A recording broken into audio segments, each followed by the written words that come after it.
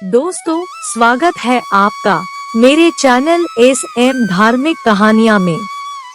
दोस्तों, हिंदू शास्त्रों और पौराणिक मान्यताओं के अनुसार छठी मैया भगवान ब्रह्मा जी की मानस पुत्री और भगवान सूर्य देव की बहन है। महाछठ का पर्व भगवान सूर्य देव की बहन छठी मैया को प्रसन्न करने के लिए मनाया जाता है। ब्रह्मवैवर्त पुराण में इस बात का उल्लेख मिलता है कि ब्रह्मा जी ने सृष्टि रचने के लिए स्वयं को 2 भागों में बांट दिया था। ब्रह्मा जी के दाहिने भाग में पुरुष और बाएं भाग में प्रकृति का रूप सामने आया। सृष्टि की रचना और उसका पालन पोषण करने वाली प्रकृति देवी ने अपने आप को 6 भागों में विभाजित किया। इनके छठे अंश को सर्वश्रेष्ठ मातृ देवी या देवसेना के रूप में जाना जाता है। प्रकृति का छठा अंश होने के कारण इनका एक नाम षष्ठी है पड़ा, जिसे आज छठी मैया के नाम से जाना जाता है। छठी मैया कौन है, आज किसी से छुपा नहीं है। शिशु के जन्म के छठे दिन भी इन्हीं छठी मैया की पूजा की जाती है। छठी मैया की उपासना करने से बच्चे को स्वास्थ्य, सफलता और उसकी दीर्घायु का आशीर्वाद मिलता है। हमारे पुराणों में इन्हीं देवी का नाम कात्यायनी भी बताया गया है, जिनकी नवरात्रि के छठे दिन पूजा की जाती है। छठ मैया को संतान देने वाली माता के नाम से भी जाना जाता है। पौराणिक मान्यता है कि जिन छठ पर्व संतान के लिए मनाया जाता है। आजकल तो सभी छठ का त्योहार मानते हैं, लेकिन पहले छठ पर्व वही लोग मनाते थे जिन्हें संतान का प्राप्ति नहीं हुई हो। बाकी सभी लोग अपने बच्चों की सुख शांति, बच्चे को स्वास्थ्य, सफलता और उसकी दीर्घायु के लिए छठ मनाते हैं। हर छठ मैया की पूजा करते समय निम्न कहानियाँ कहने की परंपरा है। पहली कहानी। एक राजा थे। उनके 7 रानी, 7 बहुएं व 7 बेटे थे। उन्होंने तालाब खुदवाया, ताल में पानी नहीं आया। उन्होंने बहुत प्रयत्न करके देखे कि इसमें पानी क्यों नहीं आया। उन्होंने पंत से पूछी तो वे बोले कि इसमें नाती की बलि चढ़ाओ तो पानी आएगा। सास बड़ी बहू के पास गई कि तुमसे एक चीज मांग रहे हैं। वह बोलिए तो सास ने कहा कि अपना लड़का हमें दे दो तो उसकी बलि चढ़ा दे। तो बहू ने इनकार कर दिया कि लड़का खिला पिला पाल पोस कर बड़ा किया है, यह कैसे दे दे।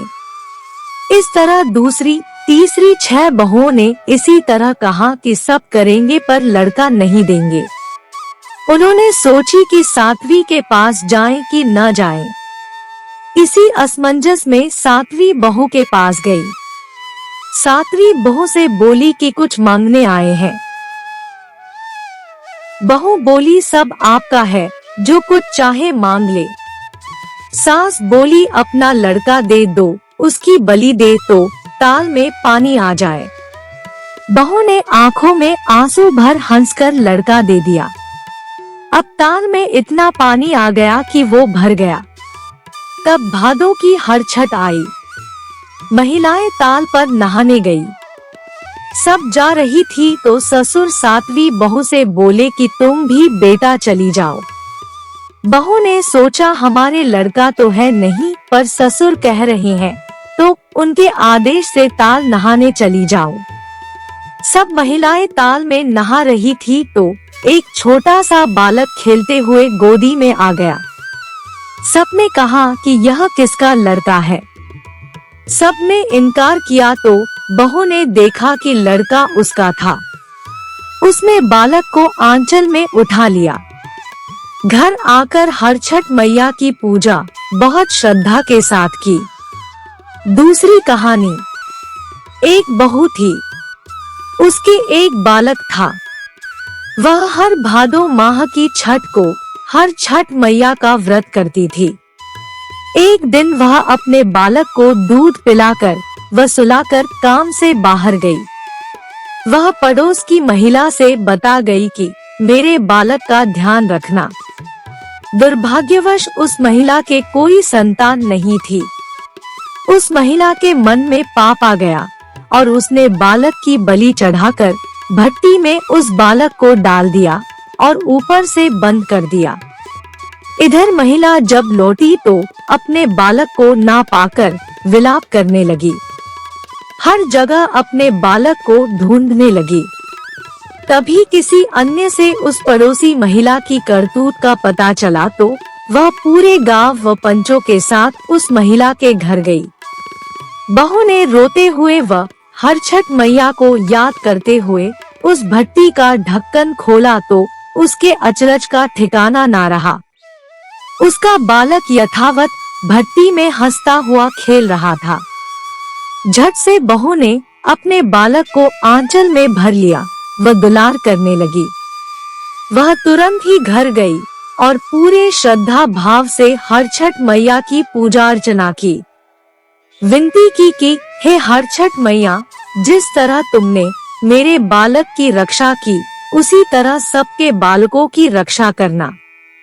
दोस्तों, हर छठ मैया का पूजन करने के उपरांत उपरोक्त कथानुसार हर छठ मैया से श्रद्धा पूर्वक प्रार्थना की जाती है कि हे हर छठ मैया, जिस प्रकार आपने इन बालकों की रक्षा की है उसी प्रकार सदैव हमारे बालकों व सभी के बालकों की रक्षा करना व सभी पर कृपा बनाए रखना। दोस्तों, कमेंट करके बताएं कि आपको हमारी यह प्रस्तुति कैसी लगी। पसंद आई तो इसे लाइक और शेयर करें तथा चैनल को सब्सक्राइब करके मेरा मनोबल बढ़ाएं। नमस्कार।